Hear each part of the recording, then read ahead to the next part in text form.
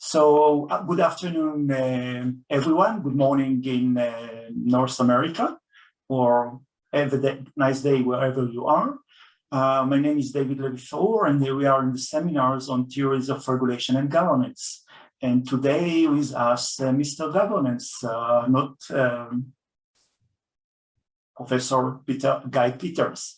Guy is the Maurice Falk Professor at the University of Pittsburgh, Professor of Government, and the founding president of the International Public Policy Association.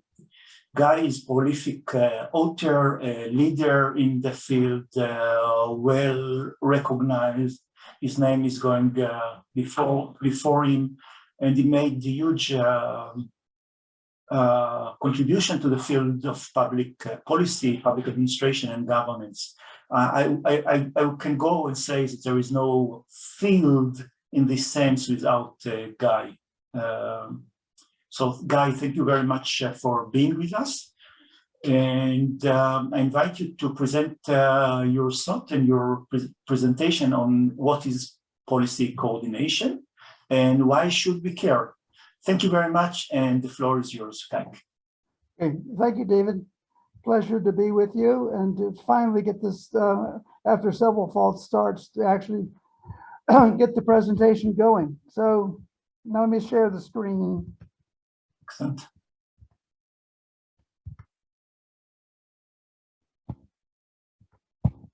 Okay, I'm going to talk about the politics of coordination, pursuit of the philosopher's stone. So Aaron Wodowski, some years ago, said that coordination was the philosopher's stone for public policy. That is, if we could get things coordinated well, we could solve most of our problems. Now, I think Aaron was probably a bit optimistic about that, but still it's an important part of the policy process and one that often gets overlooked. Okay, come on, slides. Let's move here. There we go. In part because governments are largely composed of whatever you want to call them, silos, sub-governments, whirlpools, stovepipes. A whole set of terms have been applied to the vertical separation of policies within government. So agriculture's here, environment's there, defense is over there. So this is the basic foundation of what I will be talking about, is this division of government into vertically specialized organizations and policy domains. And so the real question then for coordination is, how do we get effective cooperation among these various silos, all of whom are committed to doing what they think is good work? And various terms are used to talk about this. Coordination, coherence, horizontal management. All of them have to do with the same basic problem of getting people to work together across their conventional policy domains. But they have slightly different meanings and interpretations. I'll be talking to some extent more about horizontality as the most encompassing term. And another term that's often used here too is policy integration. But policy integration is to some extent different from coordination in that coordination tends to be ex post. That is, after we make policy, then we have to figure out how to coordinate it. Policy integration tends to be more ex ante. That is, trying to solve the policy coordination problems before they occur, as policies are being made. But this is arguably more difficult to accomplish because it involves in the political conflicts in national capitals or local capitals, where everyone is trying to make policy. Whereas with coordination, you can often make these things work on the ground, even though they are fundamentally opposite or opposed, or at least not compatible, seemingly not compatible with one another. It's still a political process, however. And coordination is to some extent the reverse of bureaucratic politics. That is, bureaucratic politics tends to be about how organizations get power and get resources through the political process. And to think about coordination or horizontal management, you have to run that process backwards. That is, how do you give up a certain amount of power perhaps give up some resources in order to solve collective action problems. So fundamentally, what we're trying to do here is to solve collective action problems when you have actors involved who have different interests. And this involves collaboration, potentially a whole range of the usual concepts and processes we talk about in public policy. And it's also the reverse of autonomy and specialization. Specialization has great virtues. People are expert and they can apply that expertise to particular policy problems. Same is to some extent true for autonomy, but it produces vices as well as virtues. And some of you may remember the book that I did with Head Buchart and Kuhn Verhust on specialization and coordination, where we looked at how countries in Europe move back and forth between specialization and coordination, trying to find the perfect mix of these virtues. Now, nobody found the perfect mix, and they have continued to move, becoming more specialized at times, more coordinated at others. So it's a constant search for some sort of solution to the coordination problem. So why do we care about coordination and horizontal governance? Well, first, it's solving these problems is a way to reduce costs. So if we're doing the same thing multiple times, it costs extra money, or it certainly is less efficient. And secondly, duplication, duplication of services. The U.S. The Government Accountability Office in the U.S. last week issued a report on fragmentation and coordination. They do this every year, and they have several hundred examples of poor coordination within the federal government. One, for example, was on dealing with chronic health conditions caused by poor diet. And they found that there were 200 programs run by 21 agencies, all concerned with the problem of chronic diseases caused by poor nutrition. Now, that's probably too many. And so the question then is, how do we make them work together more effectively? Likewise, requirements tend to be duplicative. If you're trying to get licensed to start a business, you may have to go to 3, 4, 5 different offices, fill out forms, giving the same information again and again before you can finally get your license. At the same time, governments duplicate all, they often leave lacunae, they often leave holes in services, whether it's based on income levels, regions, whatever. Governments sometimes contradict their own within themselves. A classic example is the US federal government again, where the Department of Agriculture is paying lots of money for farmers still to take land out of production, whereas the Department of the Interior is spending a lot of money to build irrigation systems to put land back into production in the West. Now, some of this is regional politics, that the Department of the Interior essentially is a Western agency. Most of its work is in the Western US. So it deals with its clients, where the Department of Agriculture is dealing with farmers and many of whom are in the East. But still, the programs are contradictory. Sometimes an agency will give another agency a problem.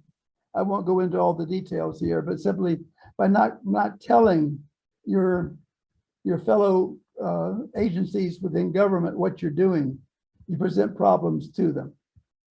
You want coordination for quality, for synergism, and sometimes simply to look tidy, sometimes simply to look as if you're well organized. So some of this may be symbolic as well as real. And why do we care about this now? Over the last 15, 20 years, governments have become increasingly concerned about coordination and have used various terms like whole of government and coordination and the phrase that joined up government that Tony Blair's government used in Britain, etc. So why do we care now? The part of this is the success of new public management and vertical management. So many citizens probably wouldn't agree with this, but governments are probably better managed in 2022 than they have been a decade or two before. So some success in vertical management. But part of this comes about through dividing up governments into smaller organizations, usually called agencies, which then have to be coordinated. So you've split up ministerial departments into large numbers of agencies, which then in turn require coordination. Likewise, performance management places an emphasis on what each individual organization does rather than what government as a whole does. Now, there are ways around this that I hope I'll have time to. People have lost confidence in government. COVID and the pandemic produced incredibly strong needs for coordination, not only within the health sector, but between the health sector, the economy, social services, etc. Changing demands. So there are new groups of active citizens expressing their demands and who require comprehensive services. Women, children, migrants, the elderly, so forth, require integrated, coordinated services. So I did a consultancy for the government of Ontario in Canada about children's services. And what we found was that every government, every agency, every ministry in the Ontario government has something to do with children's policy. So if you wanted to create a effective children's policy for Ontario, you involved everybody, and you had to make them work together. Globalization tends to push things together. I'm sorry, I'm sort of rushing through this a bit. Time is scarce a bit. And politics. So that the politics of confidence and creating good government is ever more important in the current time. So some fundamental questions then about coordination. What is it? Do you do it from the bottom up or from the top down? That is, do we start thinking about coordination at the very top of government, or do we do it better if we work at the street level? Are we talking about integrating policy, or are we talking about integrating administration? And how do we get there? And all the time remembering that we have to deal not only with horizontal coordination across agencies and policy domains, but also vertical coordination within governments, from the center to the bottom to the local government, to be able to produce effective policy coordination. So just thinking about what we mean by coordination, it's a common term. At least three levels here. Some of this I'm borrowing from Wittgenstein. So one option is negative coordination, where one agency, one actor merely takes into account what the other organizations do. And they may accept the goals of others, but go no farther. That is, merely acknowledge that somebody else is doing something else that's relevant for them. Or the coordination can be more positive. That is, not only do you acknowledge that the other organization is relevant for what you do, but you try to create some unity of purpose.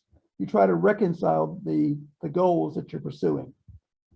And then the third level is strategic management, which is getting the organizations to work together, but not only for the present time, but in terms of longer term strategic goals. So thinking then about how do we move not only to coordinate effectively today, but for the next 10 years, the next 20 years, particularly around large strategic issues like climate change. So the same sort of levels came from Rogers and Wetton: mutual adjustment, alliance, and corporate strategy. Now, this is the political process. I mean, this is not just administration. This is not just bureaucracy. This is the political process. First part of the political process is defining the need for coordination. And then secondly, then is recognizing that there's some need then for a collective action approach or deal with the collective action problem to produce the horizontality. So you recognize the problem, then you begin to try to find ways of solving the problem. The former, that is the recognition, may be political in the usual sense, whereas the latter is more organizational politics, often cooperation, often at the very bottom of organizations rather than at the top. Okay, coordination is great. Why don't we do it? Why don't we just say we will be coordinated? Well, there are lots of reasons. One is pig ignorance. That is, we don't know what other people do, and we don't know what clients need other than in the very narrow domain in which our organization works. So many organizations in government are not very well informed about what the rest of government is doing, even in areas that are closely related to their own. Sometimes it's sheer pig-headedness. Pigs are getting a bad name here. Sheer pig-headedness that simply people won't cooperate. They don't play well with others. A more common problem is turf. That is, I'm trying to defend my territory. I'm trying to defend my policies. I'm trying to defend my budget. I'm trying to defend my personnel. So I'm engaged in turf fights with other organizations in government, trying to get what I want from the budgetary process, the political process more generally. Power, always a good explanation in politics, but in bureaucracies and formal organizations, information is often power. So the report on the 9/11 disaster in the US pointed out that 4 organizations in the federal government had some of the information that would have been necessary to have prevented the attack. The Central Intelligence Agency, the FBI, and NSA, the 3 major intelligence organizations, had various parts of the picture.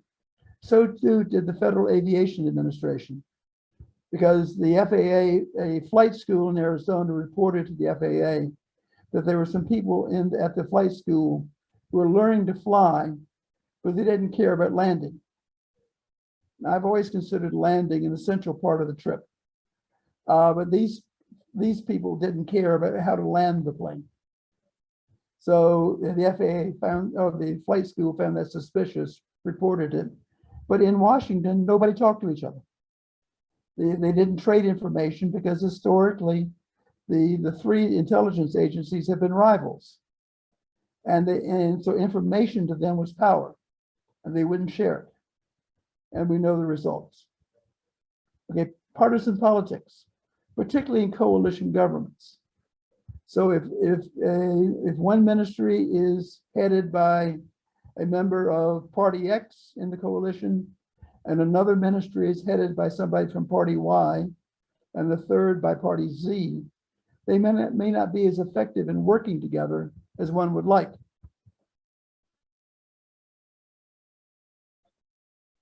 So the politics, the partisan politics then gets in the way of providing effective services. And the same thing is true vertically in federalism, that if a state or a province is controlled by a different political party, they may not work very well with the folks in the national capital.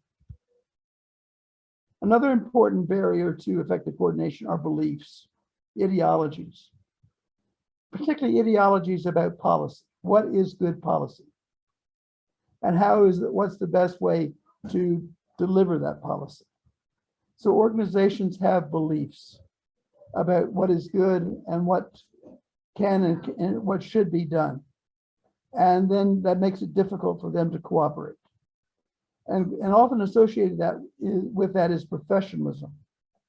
So Robert Merton, the sociologist, said that professionalism is the trained incapacity to see the world in other than certain ways. So when you're trained as a professional, you get a set of blinders. And different organizations are dominated by different professions. So again, another American example, we have two antitrust organizations. The Antitrust Division of the Department of Justice, which is dominated by lawyers, and the Federal Trade Commission, which is dominated by economists. And they don't see antitrust the same. They don't see the policies the same way, and they don't cooperate very well, simply because of the different professional views. Okay, time one. Time one is simply the coordination takes time. You have to work at it. It doesn't occur simply because you want it to. And secondly is time two, is that many needs for coordination occur across time. So for example, food safety. How do you track food safely from the farm to the restaurant or to the grocery store? It goes through several stages of shipping, processing, and then being put on the shelves or being cooked. So if you want food safety, you have to be able to track that food all the way through and make sure that there's a constant chain of control for safety, which is a coordination problem across time. And then the final one, and perhaps the big one, is accountability. So that coordination, if you're blending money, you're blending authority, you're blending power, involves then some weakening potentially of accountability. It's harder to track the money. It's harder to track the authority. So here's where we go to the Casablanca part of the exercise and round up the usual suspects. So what are the approaches to coordination? The three usual suspects: markets, networks, and hierarchy, along with the fourth one, collaboration. So markets. Basic idea of a market really is coordination. You bring together buyers and sellers using a price mechanism. So a market is almost inherently a coordination device. But that's harder to apply in the public sector, where you don't really have a free market.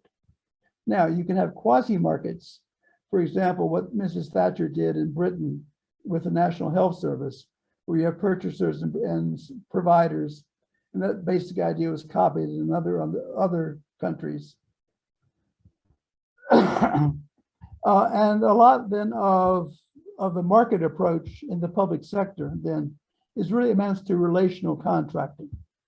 That is, you develop relations with other organizations across time, and you're used to trading resources or at least working together effectively. So you develop working relationships so you don't have to go back to first principles in order to produce coordination.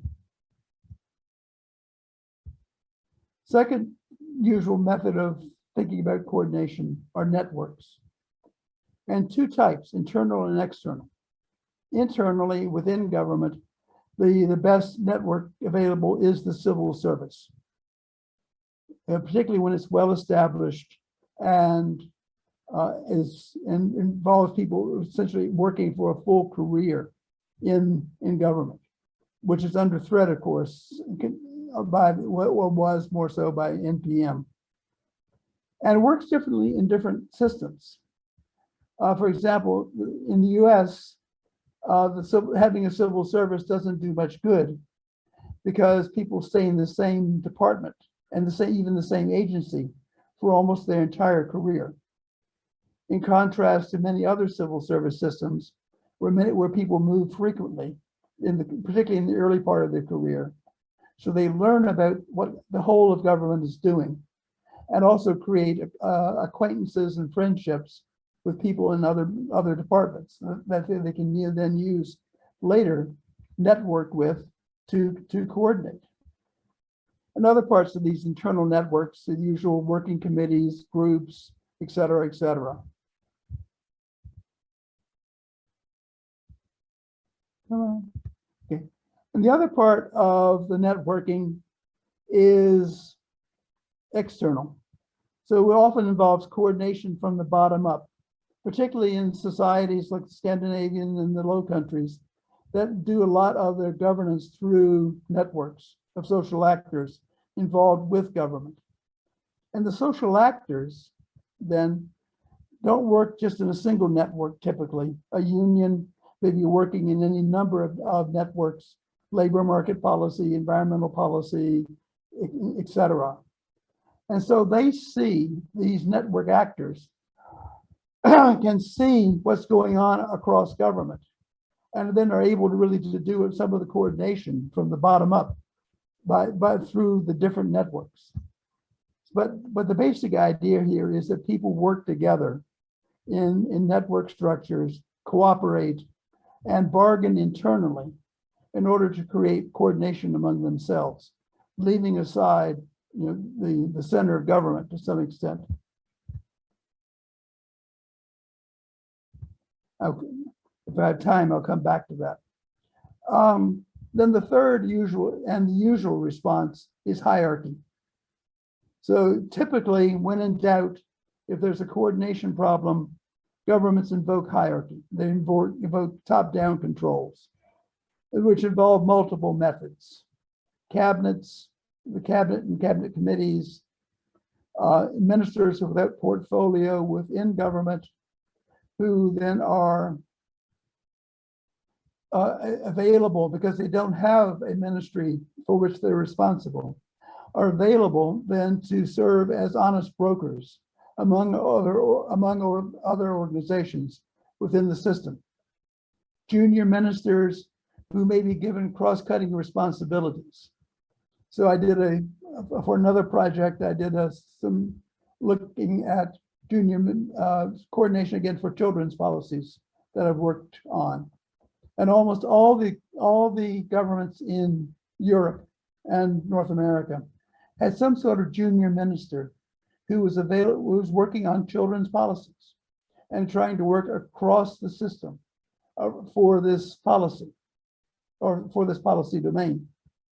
So again, not having any particular ministerial responsibility to fight in cabinet, the junior ministers are available for more coordinating activities. And the other version, of course, are so-called super ministries. Things like Department of Homeland Security in the US that brought together 22 agencies from 7 cabinet departments, trying to create a coordinated approach to national security. Now, we know that it's been largely a failure as an organizational effort.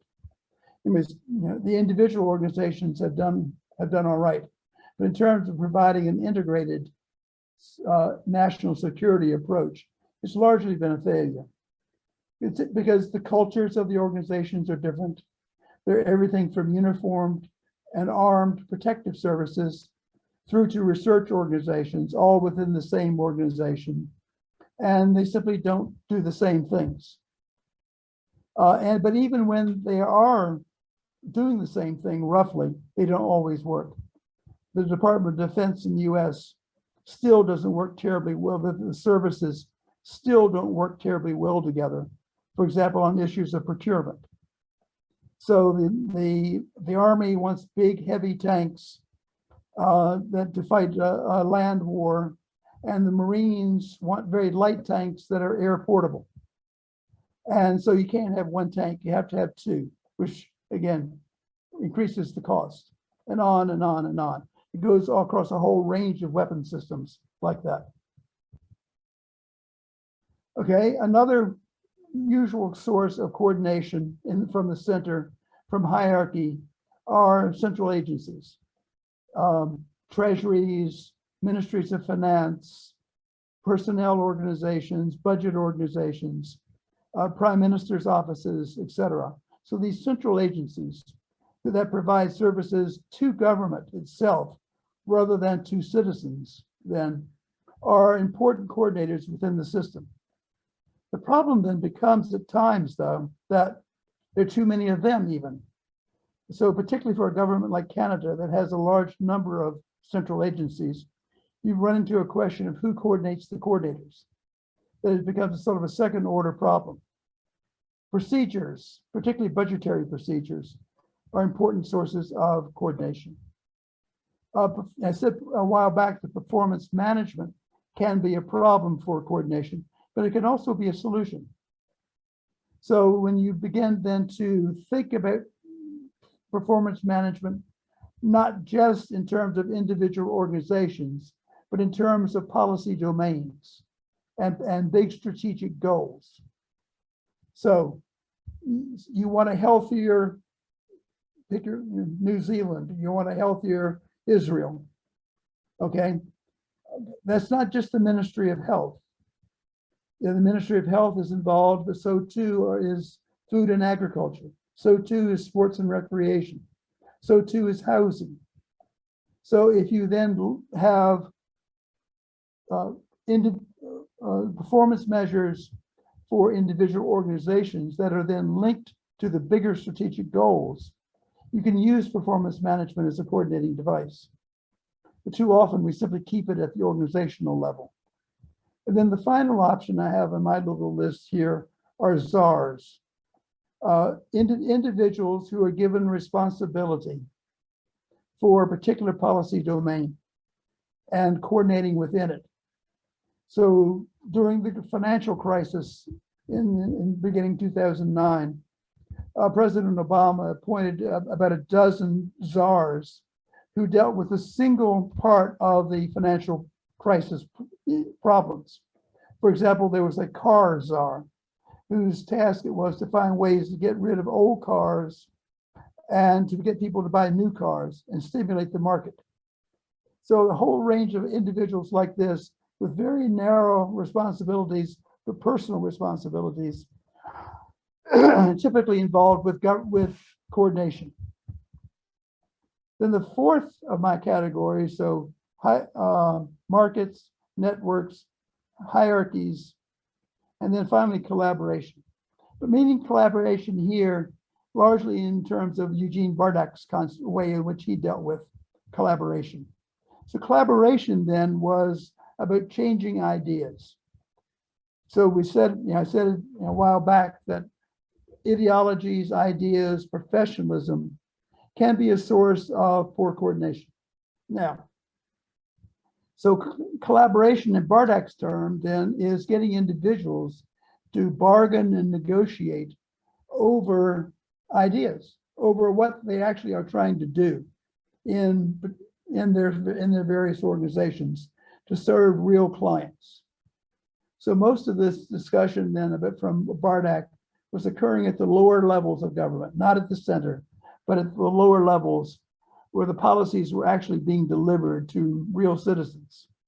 So having to coordinate around those real citizens then with real problems, it facilitated the process of horizontal management and coordination.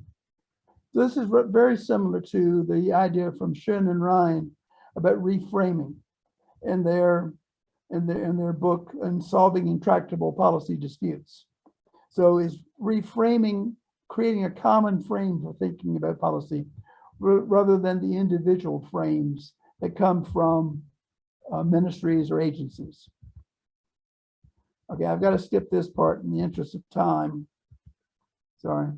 So let me just address these questions quickly. Some questions. Okay, first is whether we focus on coordination or strategic management. Again, do we focus simply on solving the problem today, or are we trying to think about cooperation and coordination around big strategic issues that will face government for decades, if not centuries? And the usual problem within the public sector that firefighting drives out planning. Do we build structures or we build processes? The usual way of dealing with coordination problems is to build structures, committees or central agencies or whatever. But processes may be a better approach. And the finished example was something that Gerrit Burkhardt and I and Gary Orman did to build a process for focusing on 3 or 4 key issues for each mandate of the Finnish government and working those issues across the whole government. If we have time, I can explain that in more detail. Then how do you build commitment?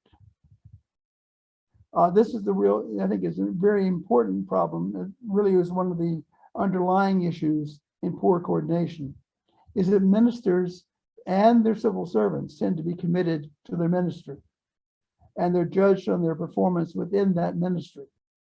And so how do you build then a commitment to broader collective action to solve problems? Again, time I've talked about, but time here also is really a third dimension now, is political time versus policy time. So political time is often very short.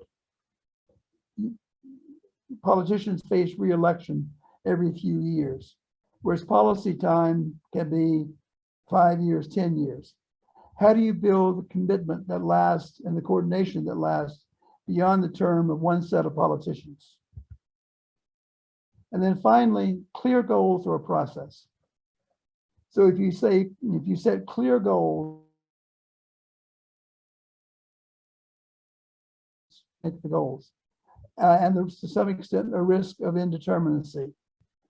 And whereas building a process then creates an ongoing way of dealing with coordination issues.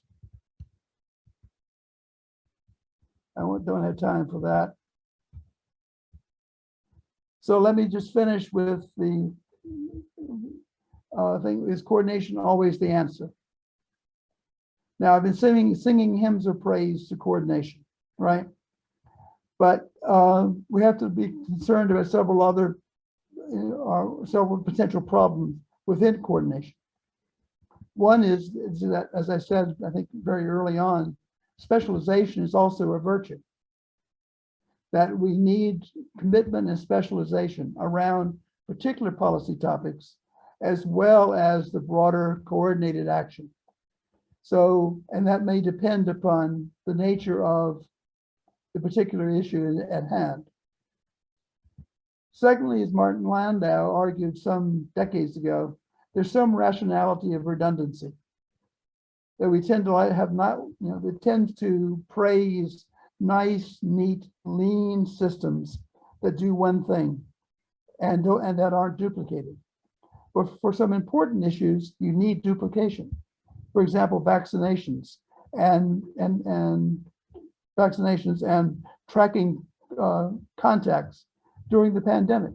A certain amount of duplication and redundancy was useful when available.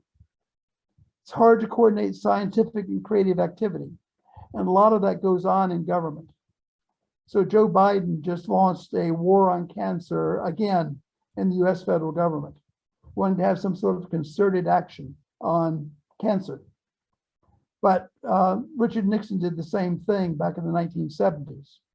And after he announced this, the director of the National Institutes of Health came to see the president and said, "Mr. President, it doesn't work that way. We have to fund hundreds of proposals, not knowing how many of them will work, if any. And you just can't create a sort of a war mentality for dealing with science. Coordination is difficult in conditions of uncertainty. Where you don't know what's going to happen, it's hard to coordinate it. And then finally, the issue of accountability that I've already mentioned. So in summary then, to end up, coordination is important. It's one of the important activities within the public sector, but it's difficult. Very few governments really produce the level of coordination and strategic activity or strategic competence that they would like to have. And it's certainly not the philosopher's stone. It is, however, one important element of trying to reach good governance. So let me just stop there and thank you for your attention.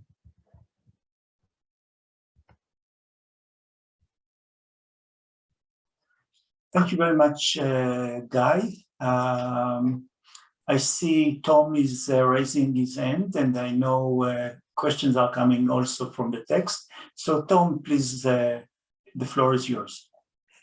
Thank you so much, Guy, for a very good overview. I have two things I would like to ask you about.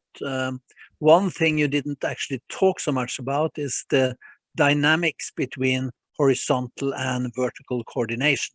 Just a simple example from China. since I've been writing about this concerning China. One of the successes of China's handling in Wuhan was just that dynamic. And so one thing, of course, is to have something they call paired assistance programs, where different provinces are collaborating, or that different hospitals are collaborating. Another thing, of course, is to do this in a coordinated way, so it's really working. And so that's a concern. So if you can talk a little bit about that dynamics, because horizontal coordination as such can undermine vertical coordination.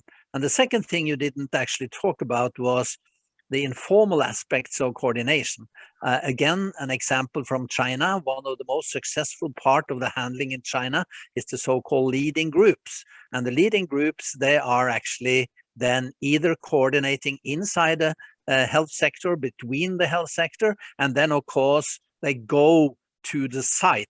So one of the top political leaders actually spent the time, 3-4 months, and they celebrated when he returned to Beijing, because this was a sign that they finally managed to conquer and to really win at that time the fight. So if you can say also a little bit more about the informal aspects of coordination. Thank you.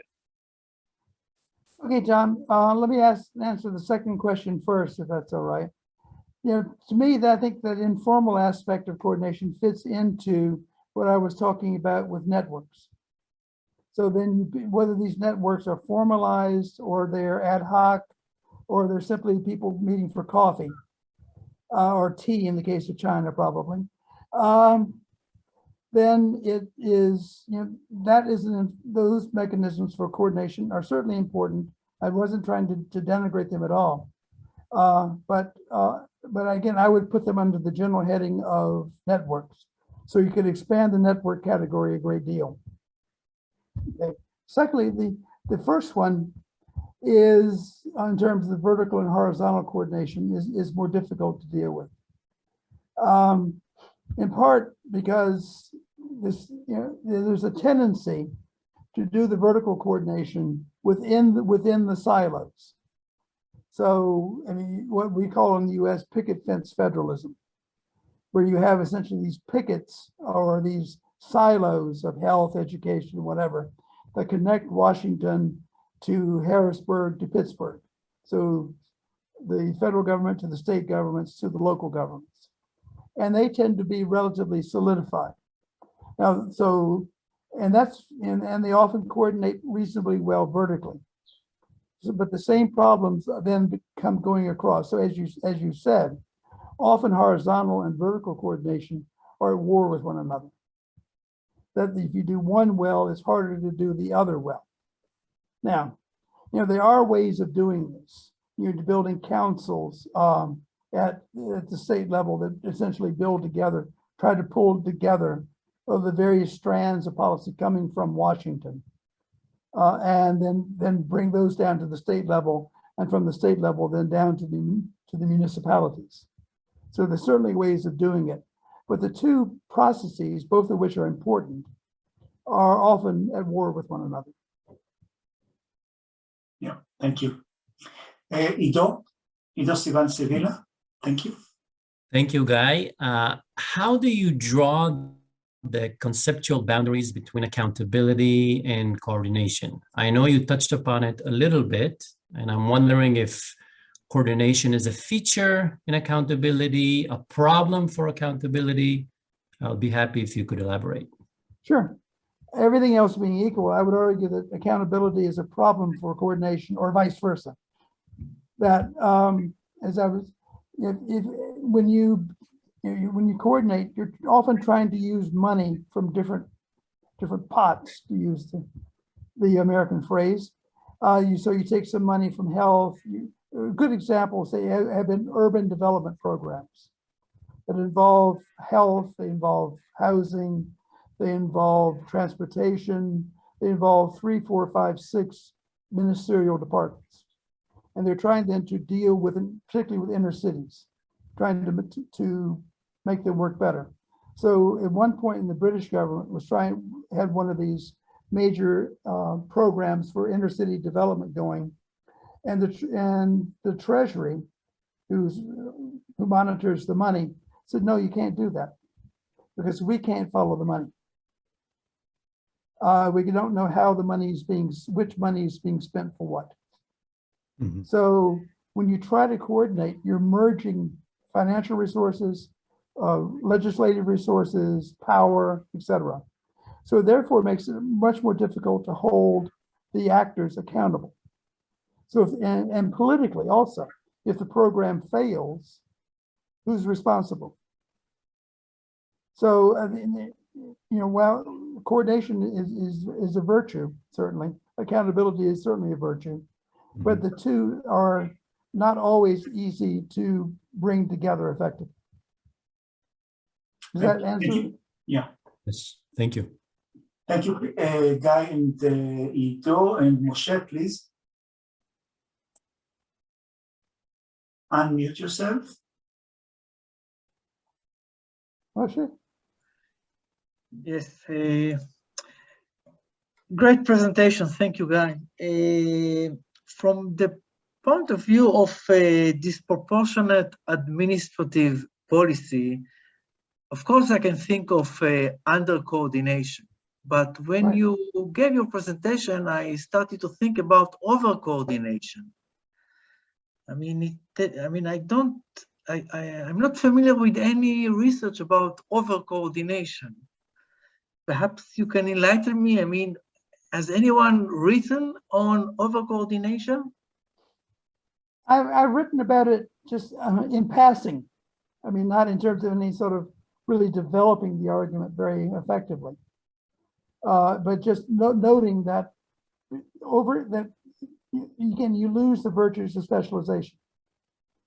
And to some extent, the work that Hert and Kuhn and I did in the book, in 2010 book on coordination and specialization in Europe, points out some of that. So when governments found that they had gone too far down the coordination route, they began to move back to specialization. So again, we didn't develop them as cases per se, but just, we mentioned them more in passing. It was, but I think you're right that there's no sort of really, there's no body of literature, or case studies, or theoretical analyses about over coordination. Yeah. Thank you. Thank you. And Tolga, please. Very quickly, thank you, Professor Peters. This was wonderful. What's the threshold, or should we think about thresholds between coordination and integration? When do we want coordination and therefore not over coordination? Perhaps which could be integration. So when should we want? Do you have any ideas about when should we want coordination and not integration, and vice versa? Thank you. The way I use integration is that integration has to do more with developing the policies in advance so that they fit together. So that rather than, whereas I think of coordination more as ex post, where you have policies that are made by these various actors, and then you have to make them work on the ground, make them work together on the ground.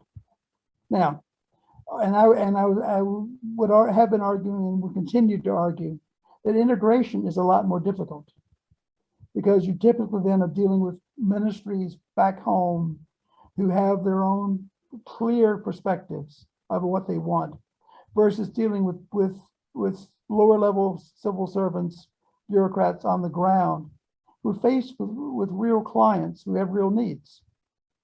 And then, so they have to deal with those people or with those businesses, or whoever the clients may be. So the coordination then, I would have been arguing, is in some ways easier than producing integration. And integration, though, I think also then becomes a problem, becomes something for Moshe's problem. Because if you do that integration at the beginning and you get it wrong, you don't have any flexibility or any latitude to adjust as you go along. So I think that the policy integration in principle is a wonderful way to solve problems. But that we shouldn't try to think about everything as being too coordinated, building in some flexibility, some resilience into the system. Thank you so much. This was what I was thinking. Thank you. Thank you, Tolga. Thank you, Guy. And I have a question there from in the text, private text from Kerem Koban. And Kerem asks, it's eventually it's about political interests. And where is conflicts exists, it's very hard to coordinate or integrate. So how would you deal with the kind of the conflictual interests that prevent coordination? I hope I made justice to your question, Kerem. Guy? Okay, well, I think, frankly, the whole coordination problem is about conflict of interest of organizations or politicians or civil servants. So every time you're talking about a coordination problem, you're talking about, okay, in some cases, let me amend that. Most cases, you're talking about conflict. In some cases, you're talking about in sheer ignorance. You don't know there's a problem. But usually when there's a coordination issue, you're dealing with conflicts. Okay, so, and then those 3 or 4 models that I talked about as means of solving coordination problems are the ways you have to deal with conflict. You can think about it also in terms of some of the classic work on collective action problems, like Eleanor Ostrom's work. I mean, coordination is ultimately a collective action problem.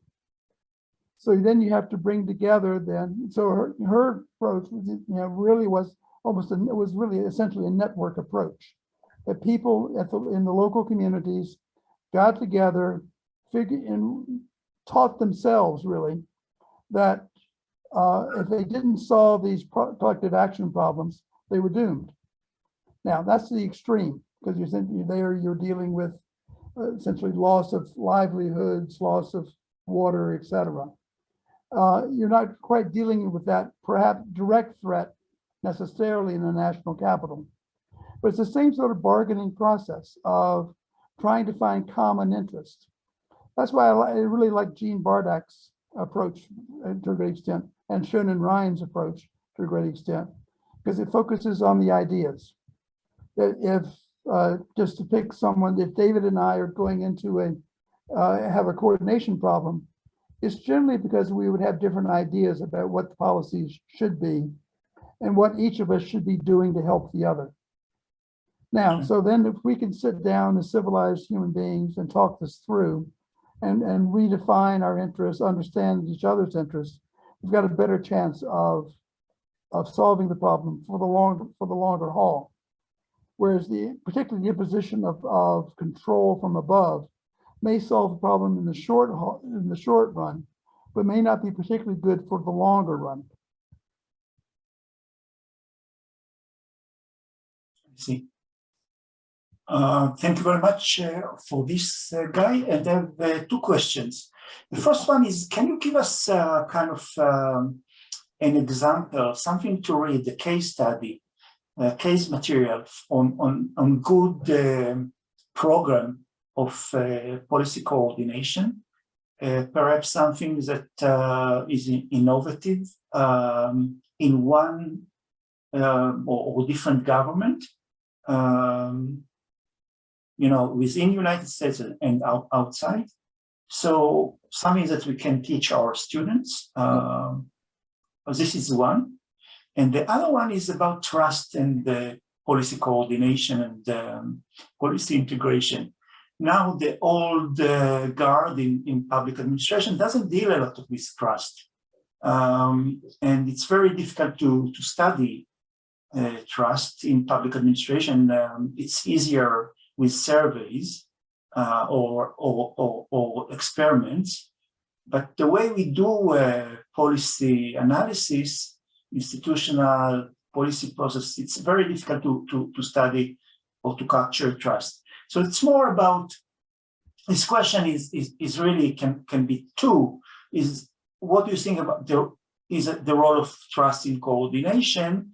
And I think this is the easy question. And then more generally, I'm interested on your view on how to study trust in public administration more generally. Okay, well, let me deal with the first one about the case. Gives me an example to talk about the Finnish work that we did. So Dario Orman, Herdruka, and I worked for the Finnish Ministry of Finance and the Prime Minister on and off for a couple of years.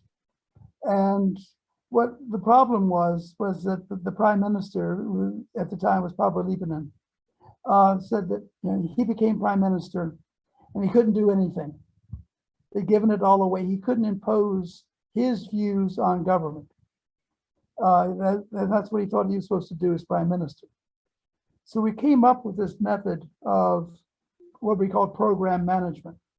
So it kept all the ministries that were already there, no problems, then created 4 other essentially ministers that were responsible for big issues for the government.